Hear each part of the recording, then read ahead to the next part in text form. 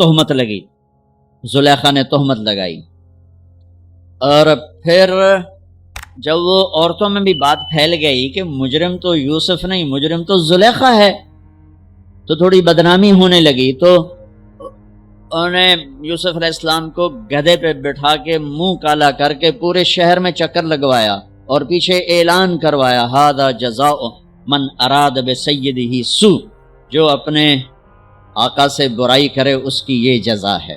یہ بازار میں نبی ابن نبی ابن نبی ابن نبی گدھے پر پھرایا جا رہا، پھر جیل 309 سال، بضع سنین۔ جن بھائیوں نے یہ دکھ پہنچایا تھا ان کے ساتھ کیا ہونا چاہیے تھا؟ میں صرف ان کا اب جملہ بتاتا ہوں جو یوسف علیہ السلام نے جب اپنا تعارف کا، جب بنیامین کو روک لیا، آپ پیچھے بھائیوں نے جا کر بتایا کہ بنیامین نے چوری کر لی تھی، اس کو وہ روک لیا ہے وزیر خزانہ نے۔ یعقوب علیہ السلام نے فرمایا کہ نہیں بیٹے میرا یہ خط لے جاؤ اور اس کو دے دو تو وہ امیدیں چھوڑ دے گا۔ تو وہ خط ایک بڑا دردناک، وہ بڑی تحریر تھی، لکھا تھا عزیز مصر کے نام، ہم انبیاء کی اولاد شروع سے ہی آزمائش کی بھٹی میں ہیں، میرے دادا کو آگ میں ڈالا گیا، میرے چاچا کو چھری کے نیچے سے نکال، باپ کا لفظ آتا ہے، میرے باپ کو، چاچا کو بھی باپ عربی میں کہتے ہیں، چھری کے نیچے سے نکالا گیا، میرے بچے کو مجھ سے چھینا گیا، آج 40 سال ہو گئے مجھے اس کی خبر نہیں، تیری بڑی مہربانی میرا بیٹا واپس کر دے، ہم چور نہیں۔ اچھا، چونکہ یعقوب بھی نبی، یوسف بھی نبی، جب یوسف علیہ السلام اقتدار میں آ گئے تو اللہ کی طرف سے اجازت نہیں باپ کو بتانے کی کہ بھائی بتا دو میں ٹھیک ٹھاک ہوں، خاموش، وہ خاموش، صبر پک رہا ہے۔ جب یوسف علیہ السلام نے خط پڑھا تو بہت روئے اور اللہ کی بارگاہ میں دعا مانگ، یا اللہ اب مجھے ملا دو، اپنے گھر والے ملا دو، بتا دو، پہلے روکا ہوا کہ اب بتا دو۔ تو یوسف علیہ السلام نقاب اوڑھتے تھے، اپنے حسن ایسا تھا، نقاب اوڑھتے تھے کوئی فتنے میں نہ پڑے۔ جب وہ دوسری دفعہ بھائی آئے، تیسری دفعہ، تو ایھا العزیز قد مسنا واہلنا الضر وجئنا ببضاعة مزجاة فأوف لنا الکیل وتصدق علینا ان اللہ یجزی المتصدقین۔ کیا عاجزی ان کلمات، جناب لائے تو کچھ نہیں ہے بھائی، یہ 2 پھوٹی کوڑیاں ہیں، ہمیں کچھ غلہ دے دو، بڑی بھوک اور فاقہ ہے۔ تو یوسف علیہ السلام نے ایسے نقاب ہٹایا، ایک دم انہوں نے یوں دیکھا، ابھی پہچانا نہیں۔ میں یہ جملہ بتانا چاہتا ہوں کہ اللہ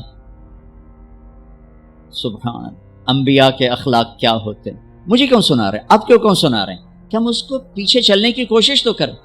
کیوں بد اخلاق ہو کے مرنا چاہتے؟ کیوں لوگوں کے دل توڑ توڑ کے اپنی قبر میں جاتے ہیں؟ اسے ٹوٹنے دو، اسے اللہ اقبال کی قبر روشن کرے، تو بچا بچا کے نہ رکھ اسے، تیرا آئینہ ہے وہ آئینہ کہ شکستہ ہو تو عزیز تر ہے نگاہ آئینہ ساز میں۔ اسے ٹوٹنے دو، اس کے ٹوٹنے پر اس کی قیمت بڑی لگے، اس سے وہ فریادیں نکلیں گی جو عرش کو ہلا دی۔ جو ساز سے نکلی ہے وہ دھن سب نے سنی ہے، جو تار پہ بیتی ہے وہ کس دل کو پتا۔ اس سے وہ نغمے نکلیں گے کہ اللہ کے عرش کو ہلا دیں گے۔ اپنے آپ کو توڑ دو، دوسرے کو مت ٹوٹنے دو، اپنے آپ کو توڑ دو، اپنے آپ کو توڑ دو کہ کائنات کا اٹل قانون ہے، ٹوٹ کے چیز بنتی۔ یہ کتنی دفعہ یہ توڑا گیا، پھر اسے جوڑا گیا، پھر یہ روڈ بنا ہے۔ یہ کپڑا کتنی دفعہ کٹا پٹا اور پھر جا کر زیب تن ہوا ہے۔ هل علمتم ما فعلتم بیوسف واخیہ اذ انتم جاہلون۔ یہاں جو انہوں نے کیا تھا اس کے مطابق جملہ ہے قد علمتم ما ظلمتم بیوسف واخیہ اذ انتم عامدون۔ اب میں دونوں کا فرق بتاتا ہوں۔ یوسف علیہ السلام کو کہنا چاہیے تھا آئیو نا ذلیل ہو تے میرے اگوں، لگ گیا نا پتا تانوں، تم نے جو میرے ساتھ ظلم و ستم جو تم نے میرے اوپر ڈھائے اور جان بوجھ کے تم نے مجھے گھر سے بے گھر کیا، آج اس کا مزہ چکھ رہے ہو کہ نہیں چکھ رہے ہو، یہ کہنا تھا۔ قد علمتم، تمہیں سارا پتا تھا، تم نے مجھے گھر سے نکالا، کنویں میں ڈالا، بازار میں بکا، تہمتیں اپنے دامن میں سمیٹ کے جیل میں گیا، یہ کہنا تھا۔ واہ واہ، یوسف علیہ السلام پہ قربان جاؤں۔ هل علمتم ما فعلتم بیوسف واخیہ اذ انتم جاہلون۔ مجرم کی طرف سے صفائیاں پیش کر رہے ہیں مدعی۔ آپ بے خبری میں حل وہاں بولا جاتا ہے کہ مجھے پتا ہے کہ جو بات میں عثمان کو کہنے لگا ہوں اس سے معلوم نہیں۔ اردو میں ہم کہتے ہیں عثمان تمہیں پتا چلا، ابو بکر تمہیں پتا چلا، یہ ہے ہمارا محاورہ۔ تو عربی میں حل میرے بھائیو آپ کو پتا نہیں چلا تھا بے خبری میں۔ ما فعلتم، فعلا عربی زبان کا سب سے کمزور لفظ ہے۔ تھوڑا بہت یوسف کے ساتھ اور بھائی کے ساتھ کچھ معاملہ ہو گیا تھا، اور وہ بھی تمہاری ویسے نادانی میں ہو گیا، کوئی جان بوجھ کے نہیں ہوئے، تم جاہلون، نادانی میں ہو گیا ہے کسی میں ظرف۔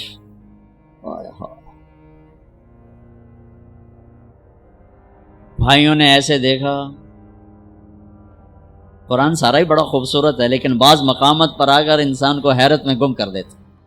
قرآن سارا ہی خوبصورت۔ قرآن کی سب سے خوبصورت آیت کون سی ہے؟ وَقِيلَ يَا أَرْضُ ابْلَعِي مَاءَكِ وَيَا سَمَاءُ أَقْلِعِي وَغِيضَ الْمَاءُ وَقُضِيَ الْأَمْرُ وَاسْتَوَتْ عَلَى الْجُودِيِّ وَقِيلَ بُعْدًا لِلْقَوْمِ الظَّالِمِينَ۔ یہ قرآن کی سب سے خوبصورت آیت۔ یہ لفظ بھی یہاں اپنی جگہ پہ شاہکار ہے۔ اِنَّكَ لَأَنْتَ یوسف، اِنَّكَ لَأَنْتَ یوسف۔ حیرت، خوف، شک، یقین، ڈرے ہوئے، سہمے ہوئے، آس لگائے ہوئے، خطرے میں گھرے ہوئے، تھوڑا تھوڑا پہچانتے ہوئے، تھوڑا تھوڑا انکار کرتے ہوئے، بے شمار کیفیات کو قرآن نے دو لفظوں میں اِنَّكَ، شیر حیرت میں ہے، انگلیاں اٹھ رہی ہیں، اِنَّكَ لَأَنْتَ یوسف۔ پہلے شک پھر یقین، پہلے سوال پھر جواب، پہلے خوف پھر امن، پہلے ڈر پھر اطمینان۔ اِنَّكَ لَأَنْتَ یوسف، کہیں تو ہمارے خیال میں نہیں، یقیناً آپ یوسف ہو، یوسف تو نہیں، آپ یوسف ہو۔ میں نہیں ترجمہ کر سکتا، میں محسوس کرتا ہوں کہ وہ کیا اس وقت کیفیت ہوگی، الفاظ نہیں میرے پاس۔ انا یوسف وہذا اخی، ہاں میرے بھائیو ڈرو نہیں، میں یوسف ہوں، یہ میرا بھائی ہے۔ قد من اللہ علینا، سب اللہ نے ہمارے اوپر کرم کیا ہے۔ انہ من یتق ویصبر فان اللہ لا یضیع اجر المحسنین۔ سارے قرآن کو دو لفظوں میں اللہ نے یہاں بیان کر دیا۔ جو تقوی اختیار کرتا ہے، جو صبر کرتا ہے، اللہ اسے ضائع نہیں کرتا۔ تقوی کسی مرد عورت کو اللہ سے جوڑتا ہے، اور صبر کسی مرد عورت کو اللہ اور اللہ کے بندوں سے جوڑ دیتا ہے، جڑ جاتا ہے۔ پورا اسلام دو صفتوں میں بیان کر دیا، وہی صبر کو میں کہہ رہا ہوں۔ صبر، معاف کرنا، درگزر کرنا، یہ مکمل اسلام کی تصویر ہے۔ اس میں ایک فریضہ حج ہے۔ اللہ آپ کا ہمارا سفر قبول فرمائے، مبارک کرے۔ ہر فرض کا بدل موجود ہے۔ ابھی ظہر کی نماز پڑھی جائے گی، کل کی ظہر موجود ہے، عصر پڑھی جائے گی، آگے عصر موجود ہے۔ آج کی ظہر میں کوتاہی ہو گئی، کل کی ظہر میں کوشش کرنے کا موقع موجود ہے۔ اس سال کے روزے میں کوتاہی ہو گئی، اگر زندگی باقی رہی تو اگلے سال کے روزے میں اس کے ازالے کی شکل موجود ہے۔ حج زندگی میں ایک دفعہ فرض کن کا، ذرا ہاتھ کھڑا کر۔ فرض حج پہ کون جا رہا ہے؟ ماشاءاللہ کافی سارے لوگ جا رہے ہیں۔ فرض حج زندگی میں ایک دفعہ ہے، اس کے بعد فرض کوئی نہیں، نوافل ہے۔ اور نفل اور فرض میں اتنا فرق ہے کہ ساری زندگی حج کرتا رہے، فرض حج کو نہیں پا سکتا۔ ساری زندگی روزے رکھتا رہے، فرض روزے کو نہیں پا سکتا۔ تو اللہ تعالیٰ نے ایک جملے میں سارے حج کے آداب بتا دی۔ تزودوا فإن خیر الزاد التقوی۔ تزودوا، بھائی کوئی سامان ٹھیک کر لو، لے کے جاؤ۔ تزودوا ایک لفظ، مادی جسمانی ضروریات کے لیے ایک لفظ. ہاں بھائی پاسپورٹ دیکھ لو, ٹکٹ دیکھ لو, اور اپنا پیسے دیکھ لو, سامان دیکھ لو, اور آگے عثمان تمہارے لیے ہے بھائی, تو ایس ہوٹل ہے جا, تو ایدے جا, تو ایدے جا, اے کھا لو, اے پی لو, اے کھا لو, اے پی لو. ٹھیک ہے, اس کے لیے ایک لفظ تزودو, تزودو. اور تمہارا تو حج بھی مہنگا ہے, لہٰذا تسی ذرا چوکھے ہی احتیاط کرو گے, پیسے بھی بوڑھا ہو تو ٹائم بھی برباد کر کے آ جاؤ, وہ نو وے ہر شے گئی. تو میرا اللہ مادی ساز و سامان وہ بھی لے کے جانا ہوتا ہے, اس کے لیے کہتا ہے تزودو, ایک لفظ, ایک لفظ. ابے لے لو سامان سمون لے لو. پھر آگے جو اصل حج کا سامان ہے اس کے لیے پورا جملہ بولتا ہے, پورا جملہ کا. ایک سامان میں تمہیں اپنی طرف سے بتاتا ہوں, کیا لینا ہے کچھ نہیں بتایا. پہلے تو آٹا بھی جاتا تھا, ہماری تائی مرحومہ وہ 67-68 میں حج پر گئیں, قافلہ کٹھا, سارے ذمہ دار کٹھے, سارے خاندان کٹھے, بوریاں آٹے دیاں, بوریاں چاولوں دیاں, پیپے گھیو دے, پہلی جہاز پہ جانا. پورا ٹرک دا سامان ساڈی تائی دے نال ہوئے, ایک چاچا آئے, ایک تائی آئی, 2-4 بندے ساڈے خاندان دے آن, پورے ٹرک دا سامان نال جانا پیا. اس کے لیے ایک لفظ ہے تزودو. لیکن اللہ نے کچھ نہیں بتا کیا لے کے جانا کیا نہیں لے کے جانا. کہ تم آپ پہ سمجھے کہ ایک سامان میں تمہیں بتا رہا ہوں وہ تمہارے ذہن میں نہیں, لہذا وہ غور سے سنو. تزودو, ابے کو لے لو سامان. پھر آگے کہا جو میں بتانے لگا ہوں اگر وہ ساتھ نہ ہو تو سارا حج زیرو ہو جائے گا, اگر وہ ساتھ ہے تو سارا حج پورا ہو جائے گا. وہ کیا ہے؟ فَإِنَّ خَيْرَ الزَّادِ التَّقْوَىٰ. اتنا لمبا جملہ بتایا کہ سب سے بہترین حج کا سامان ہے تقویٰ, تقویٰ. یہ ساتھ لے کے جانا, تمہارا حج مزدار ہو جائے گا, بہترین ہو جائے گا. باقی اونچ نیچ ہو جائے گی لیکن بہترین ہو جائے گا. ایک سال بارش آ گئی, 8 لاکھ حلوے روڑ گئے تھے, 2 لاکھ حلوے روڑ گئے تھے, 15 لاکھ حلوے روڑ گئے, بیٹھے رہو بھائی. تو اللہ جب چاہے نظام توڑ دے, جب چاہے سارا نظام ختم کر دے. لیکن تقوی کو نہ بارش لے جا سکتی, نہ بجلی, نہ بھاپ, نہ گرمی, نہ سردی, نہ خیمہ, نہ ہوٹل. کا ہر مرد عورت کراچی سے چلنے سے پہلے حج کے سفر کے لیے تقوی کا سامان اکٹھا کرے, آنکھ میں حیا کا سرما لگائے, آنکھ بے حیا نہ ہو, کانوں میں ڈاٹ لگائے, کسی کی غیبت نہیں سننی, کسی کی برائی نہیں سننی, منہ پہ ٹیپ لگائے, گالی نہیں دینی, غیبت نہیں کرنی, لڑنا نہیں, جھگڑنا نہیں, بدتمیزی نہیں کرنی. چھوٹی چھوٹی باتوں پہ لڑ رہا تھا, میں نے کمرہ نہیں دیتا, میں نے ایتھے نہیں دیتا, میں نے ایتھے نہیں دیتا, روٹی ٹھڈی آ گئی, سالن ٹھڈا آ گیا, وہ اس پہ لڑ رہے ہوتے ہیں. وہ بھول جاتے ہیں ہم تو اللہ رسول کے مہمان ہیں, اور اللہ رسول کی مہمانی میں جو تکلیف آتی وہ تو جنت کا سامان بن رہا ہے. آپ کو ایک بات بتاؤں, جتنا بھی یہ تمہیں سکھ پہنچائے گا نا تو اللہ دھکا ضرور لاؤنا ہے. تو جہاں دھکا ہے نا وہاں بیٹھ کے دعا کرنا, اینو گالی نہ کٹے جی, اسے دعا کرے جی, کتھے ابو بکر سدو, کتھے عثمان سدو, نہیں کہ یا اللہ تیری طرف سے حال آیا ہے, یا اللہ یہ تیرے سامنے ہماری یہ عرضی, یہ درخواست, یہ درخواست, یہ درخواست. میرے رب کی قسم وہ دعا کی قبولیت کا وقت ہوتا.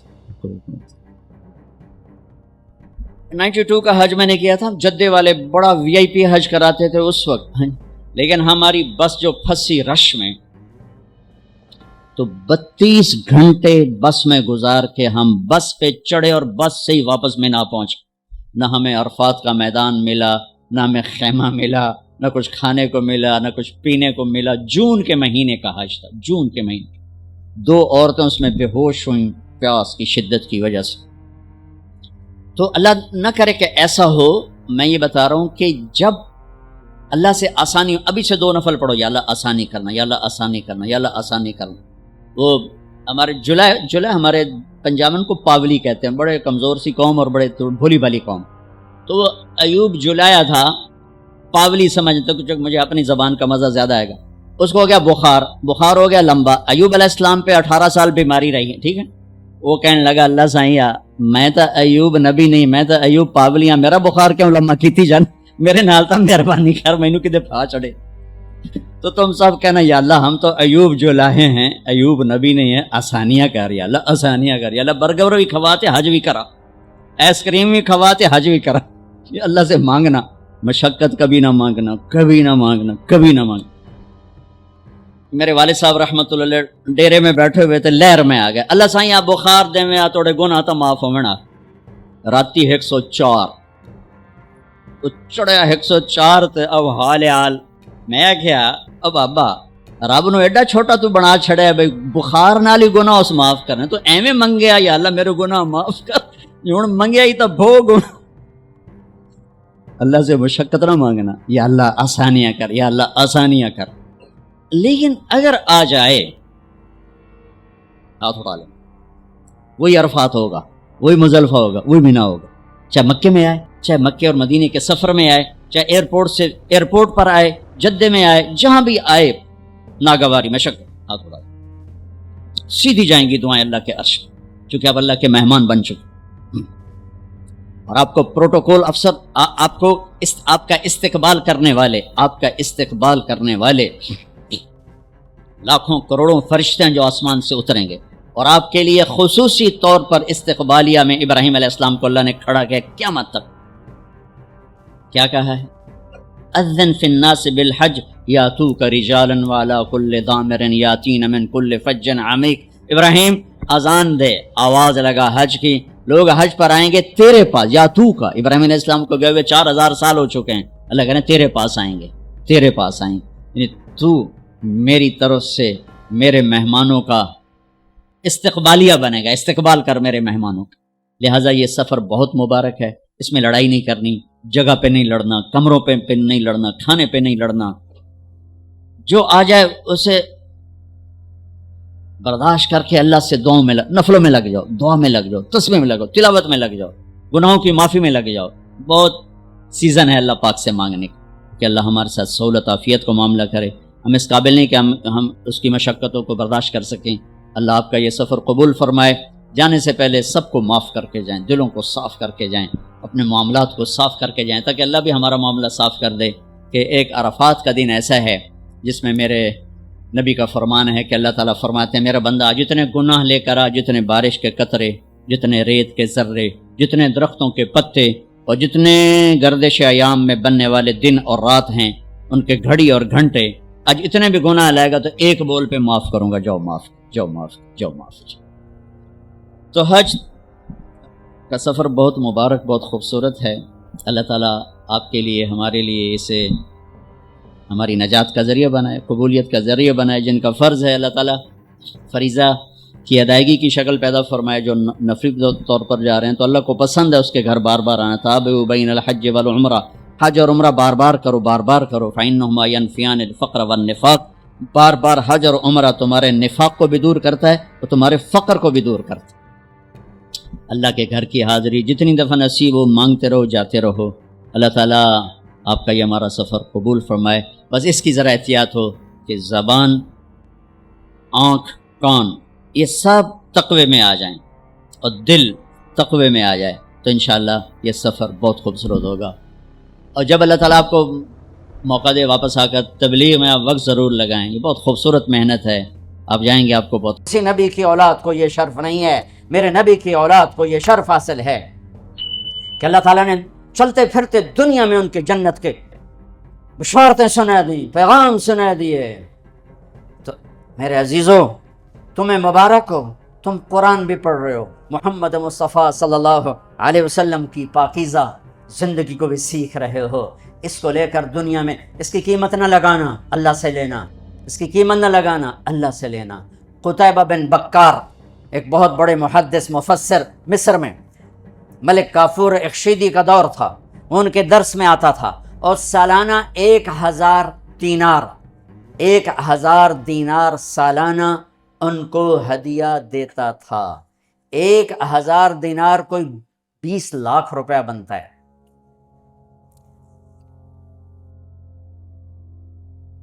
اٹھارہ برس آتا رہا 18 برس اور ہر سال 1000 دینار ہدیہ. 18 سال کے بعد ایک غلط فتوے پہ دستخط چڑھ.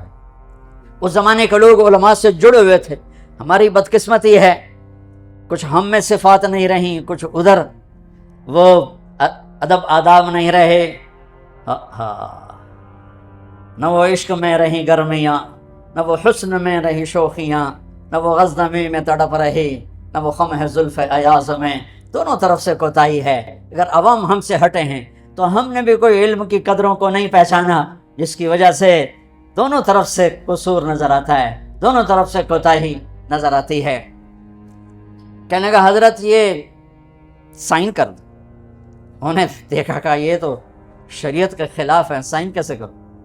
کہ حضرت آپ کا فتویٰ چلتا ہے، عوام آپ سے جڑے ہوئے ہیں، مجھے ضرورت ہے۔ ان کا نہیں، میں نہیں کرتا۔ تو ایک دم غصے میں آئے کہ ہمارا کھاتے ہو اور ہم سے ٹکراتے ہو، لاؤ میرے 18,000 دینار واپس کرو۔ 18,000 دینار کروڑوں روپے بن چکے تھے۔ اس کا خیال تھا بھوکھا مولوی، یہ پلے کتنے ہونے، میں آپ پہ انگوٹھا لگوا لینا ہے۔ نہیں، کہنے گئے تھی بہت اچھا۔ گھر گئے، 18 تھیلیاں، ان کی مہر بھی نہیں توڑی تھی، ویسی کی ویسی لا کر کہنے لگے میرے ایمان کی بس اتنی قیمت لگائی تو نے، میرے ایمان کی بس اتنی قیمت لگائی، دفع ہو جا، لے جا، مجھے میرا اللہ کافی ہے۔ جو نسبت تمہیں ملی ہے اس کی قدر کرو، اس کو بیچنا نہیں، اللہ تمہاری قیمت لگائے گا۔ تو میرے عزیزو، تم اللہ کے مقرب لوگ کر یاسین صاحب کو سلام پیش کر دو۔ انہوں نے لاکھوں بچے تیار کر دیے، اگر ان کے بچے بھی اسی کام میں لگے ہوئے ہیں۔ یہ لوگ ہمارے لیے سرمایہ ہیں، یہ سارے حضرات جو کرسیوں پہ بیٹھے ہیں، یہ پاکستان کا فخر پاکستان، یہ لوگ فخر پاکستان کہ جن کی راتوں کی مناجات اور دن کی جہد اور محنت اور کوشش سے میرے مالک نے آئے ہوئے عذابوں کو روکا ہوا ہے۔ ورنہ تو لصب علیکم العذاب صبا، تم پر عذاب کے اللہ بارش برسا دیتا، عذابوں کے کوڑے برسا دیتا۔ انی لأہم بأہل الارض عذابا فإذا رأيت عمار بیوتی والمستغفرین بالاسحار والمتظاہرین فیہا صرفت عذابی عنہم، میں زمین والوں کو جھنجھوڑنے کا ارادہ کرتا ہوں، لیکن دیکھتا ہوں کچھ لوگ آدھی رات کے بعد پچھلی رات اٹھ کے کھڑے ہوئے مجھے یاد کر رہے ہیں، رو رہے ہیں، کچھ میرے لیے آپس میں ملاقاتیں کر رہے ہیں اور میرے لیے صرف میری محبت میں مل رہے ہیں، اور کچھ لوگ میرے گھروں کو آباد کر رہے ہیں، تو میں ان کی طفیل پورے ملک سے عذاب کو ہٹا دیتا ہوں۔ یہ لوگ ہیں جن کی طفیلوں سے عذاب ہٹے ہوئے، یہ سارے بچے، یہ کوئی تاجروں نے تھوڑا ہی اللہ کے عذاب کو روکا ہوا ہے۔ پورے پاکستان کا تاجر جھوٹا ہے، بددیانت ہے، کھوٹا ہے۔ میرے ملک کی تباہی لوڈ شیڈنگ سے نہیں، یہ سارے تاجر کہتے ہیں لوڈ شیڈنگ نے تجارت تباہ کر دی، میرے تاجر کے جھوٹ نے تجارت کو برباد کیا، میرے تاجر کے دھوکے بازی نے تجارت کو برباد کیا، میرے دیس کے ذمہ دار کے ظلم نے میرے ملک کو تباہ و برباد کیا۔ جس ملک میں جھوٹ ہو اور دھوکہ ہو اور ظلم ہو، اس ملک کا باقی رہنے کا معجزہ ہے۔ جس قوم میں جھوٹ اور دھوکہ اور ظلم ہوگا، اللہ انہیں ذلت کی پستیوں میں دھکیل دے گا، چاہے راتوں کے تہجد گزار ہوں، دن کے روزے دار ہوں۔ جس قوم میں سچائی ہوگی، دیانتداری ہوگی، انصاف ہوگا، اللہ انہیں عزت کی چادر پہنائے گا، اللہ انہیں بلندیوں کے زینوں پر چڑھائے گا۔ وہ چاہے غافل ہوں، چاہے مسلم ہوں، چاہے مشرک ہوں، اللہ دنیا میں عزت دے گا۔ موت کے بعد ایمان پہ فیصلہ ہوتا ہے۔ تو بچوں، تم سچ کے علم بردار ہو، تم دیانت کے علم بردار ہو، تم انصاف کے علم بردار ہو۔ جب کبھی ضرورت پڑے اللہ سے مانگ لینا، اللہ کے سامنے۔ اللہ نے تمہیں نماز دی ہے، نماز سے بڑھ کر ہمارے پاس اور کیا وسیلہ اور سبب ہو سکتا ہے؟ پڑھ جاؤ اللہ کے سامنے، وہاں سے آئے گا جہاں سے وہم و گمان بھی نہیں۔ وَيَرْزُقْهُ مِنْ حَيْثُ لَا يَحْتَسِبُ مَنْ يَتَوَكَّلْ عَلَى اللَّهِ فَهُوَ حَسْبُهُ، جو اللہ پہ بھروسہ کرتا ہے اللہ اس کو کافی ہو جاتا ہے۔ مَنْ يَتَّقِ اللَّهَ يَجْعَلْ لَهُ مَخْرَجًا وَيَرْزُقْهُ مِنْ حَيْثُ لَا يَحْتَسِبُ، تمہارا رزق وہاں سے ہے جہاں سے وہم و گمان نہیں۔ ہاں، لوگوں کو عزت دو، احترام دو، استغنا کے ساتھ، عزت نفس کے ساتھ۔ میرے عزیزو، یہ چند کلمات آپ کی خدمت میں پیش کر رہا ہوں، اللہ اس پر مجھے بھی لے آئے، آپ کو بھی لے آئے، اور ان سارے بچوں سے کہتا ہوں جب فارغ ہو جاؤ تو کچھ وقت تبلیغ میں ضرور دینا، اہل اللہ کی مجلسوں میں جا کے بیٹھنا۔ یہ اندھیروں میں چراغ ہیں، خشک مضامین پڑھتے پڑھتے شمع ایمان فروزہ نہیں ہوتی ہے بلکہ اور کمزور ہو جاتی ہے۔ اہل اللہ کی مجالس، اہل اللہ کی صحبت، اہل اللہ کا سنگ، وَكُونُوا مَعَ الصَّادِقِينَ، کتنا بڑا جملہ میرے اللہ نے اتارا کہ سچوں کے ساتھی بن جاؤ، ان کے ساتھ سل جاؤ، صفات منتقل ہوتی ہیں۔ جتنوں نے بھی ممبر و محراب کو زینت بخشی ہے، یہ وہی لوگ تھے جو تزکیے سے نکل کر آئے، جو تزکیوں کے راہوں کو طے کرتے ہوئے ممبر و محراب تک پہنچے۔ انہوں نے شمع فروزاں کی، جو خالی آ کے بیٹھ گئے، کچھ خیر کا ذریعہ بنے، کچھ بہت بڑی شرور کا ذریعہ بھی بنے۔ اللہ ان مدارس کو آباد رکھے، اور اللہ تعالیٰ قاری صاحب کے فیض کو، ان کی نسلوں کو بھی اسی طرح توفیق دیتا رہے، ہمت دیتا رہے۔ آپ سب سے بھی گزارش ہے جو عوام الناس آئے بیٹھے ہو کہ آپ لوگ تبلیغ میں وقت دو، اللہ کے نیک بندوں کی مجلسوں میں بیٹھو، قرآن پاک پڑھو، اپنے نبی کی سیرت پڑھو، اللہ کے واسطے اپنے نبی کی سیرت پڑھو، آپ کو پتہ چلے کہ میرے نبی کی زندگی کیا تھی۔ اللہ تعالیٰ آپ سب بچوں کو ہادی بنائے، مہدی بنائے، ہدایت کا ذریعہ بنائے، ان اداروں کو ہمیشہ آباد رکھے، سرفراز رکھے، یہ ایسے ہی چشمے علم ابلتے رہیں اور پیسے آ کر پانی پیتے رہیں۔ السلام علیکم۔